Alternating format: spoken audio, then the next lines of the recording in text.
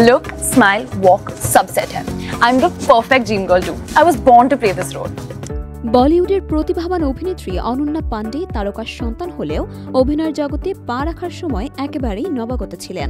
নিজের সীমাবদ্ধতা স্বীকার করে তিনি জানিয়েছিলেন, অভিনয়ের প্রাথমিক ধারণা বা অভিজ্ঞতা ছাড়াই শুরু করেছিলেন তিনি।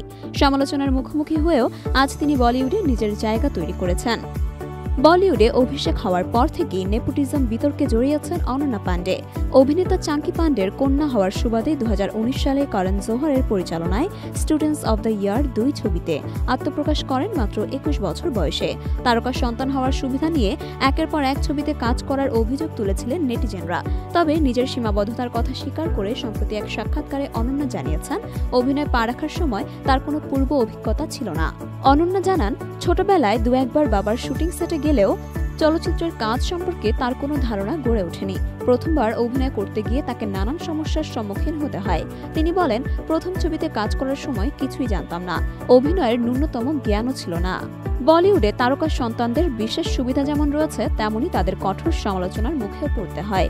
অনন্যা এই চ্যালেঞ্জগুলোকে ইতিবাচকভাবে নিয়েছেন। পাতি পত্নী और हम, গেহরাইয়া, খো গয়ে হাম কাহা সহ একাধিক ছবিতে কাজ করে তিনি নিজেকে মেলে ধরার চেষ্টা করেছেন।